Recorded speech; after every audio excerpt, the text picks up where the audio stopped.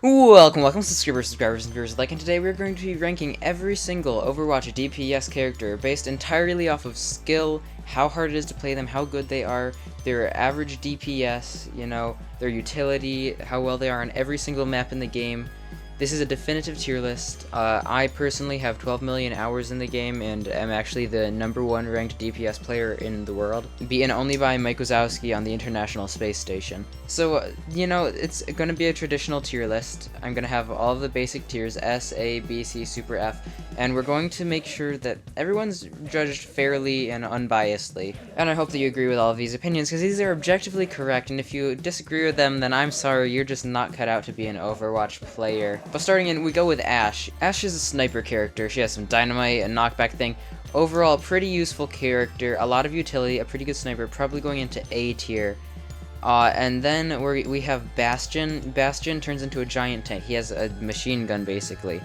He shoots explosive sticky bombs. He's quite a large lad too, and for that reason, I think he's gonna have to go into the tank tier.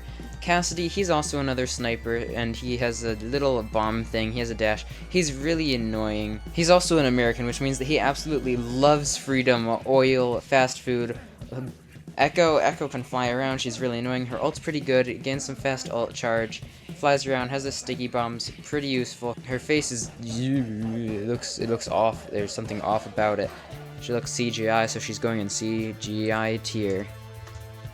And now Genji, he's Hanzo's brother. Dragon Warrior or something like that. I think Jack Black actually voiced him personally. He has a deflector, he has a dash that resets upon kills, which is really useful. He's a ninja, so he's going into the Japanese tier. Then Hanzo, he's a bowman. He has 2 dragons, which means he's going into the cooler Japanese tier, because he has 2 dragons. Come on, you can't beat 2 dragons when you have 1 Genji. Get your head in the game. Except for he probably might not have a brain. I don't know. I don't know what Genji looks like. Is he wearing a mask? How cyborg is he?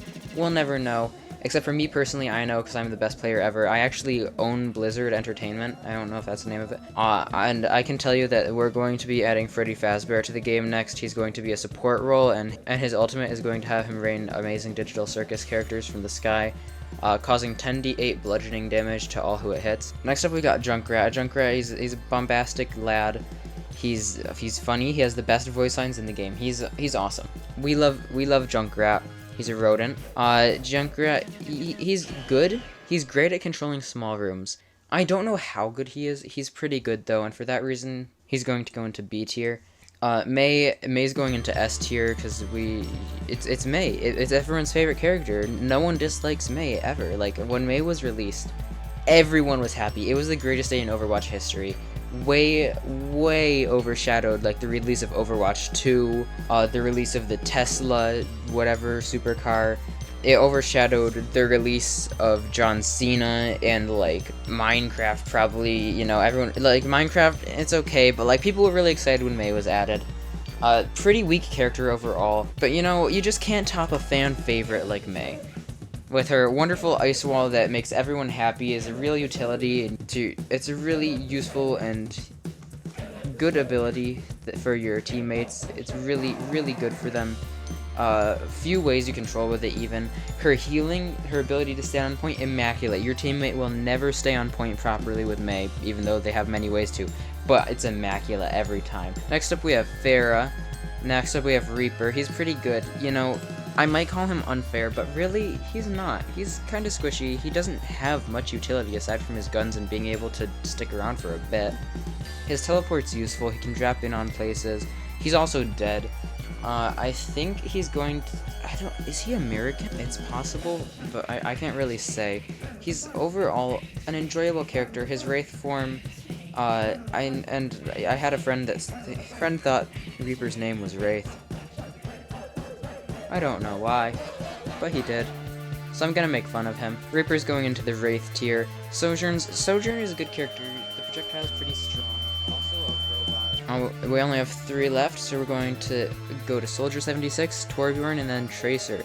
Soldier 76 has a lot of utility. He's also an American. God bless America. We have Torbjorn. His turret's really... And then we have Tracer. Tracer is overall a good character. Arguably, I would say like the best flanker there is. really annoying, really hard to get rid of. Yeah, your teammate's gonna die when they have Tracer, like every time, without fail. Not even close. Maybe a kill, maybe bringing someone below HP, who knows. Also, you're not going to hit her ult. Yeah, you're not going to hit her ult. She's going to go into Wraith tier because she's basically Reaper, small Reaper version, basically. Man, that went by way faster than I originally thought that it would. What now? I mean, we could rework this a bit because, like, yeah, we'll remove this S tier, because we really only need one S tier. We'll put Mei in the first S tier above everyone else, because everyone loves playing Mei. What else can we do here? Genji is a robot, which means he is actually really cool. And Japanese people in general are really cool, so he's going into core Japanese tier. Americans are really cool as well, so they're going to go into the S tier. And along with the Japanese as well, because Japanese people are awesome. So we'll just mix them to S tier, because that's basically the same thing. And thinking about it, Tracer is good and Reaper is good because they both have yeah, Junkrat. He's named off of a rodent, which means that we actually like him quite a bit. We'll move Ashe into Wraith tier and then bring Junkrat into S tier. Along with Ashe, I think Ashe can go into S tier. You know, I put her in Wraith tier originally. It's fair, but I think she actually deserves S tier, maybe like lowest S tier rank, because she is pretty good. We're gonna have to rework Echo, I think, because Echo is a good character. I can't base her just purely off of CGI, so she's going into B tier. I noticed we're missing A tier, so we might as well just merge B and S tier to save time and space on the tier list. Put her in S tier there. Yeah, I think that's pretty good and pretty based. Yeah, so in case you guys are wondering, this is the definitive tier list. Like, you don't get much better than this. If you follow this, you're basically world champion already, like me. Thanks everybody for watching. This was really enjoyable. I hope that you learned a lot from this, because I sure did. I learned about the characters, I learned about how much I like the characters, I learned about how good the characters are. I learned a lot from this experience of the definitive tier list of all the DPS heroes in Overwatch. So thank you guys for watching. You should probably subscribe, so that way my next video can be me playing an Overwatch game against like Frogger and Crandrop and all that stuff. Probably, I mean, honestly, it probably wouldn't even be a good idea for me to do a 1v1 against either of those guys, because I'd just body them so hard as the world champion.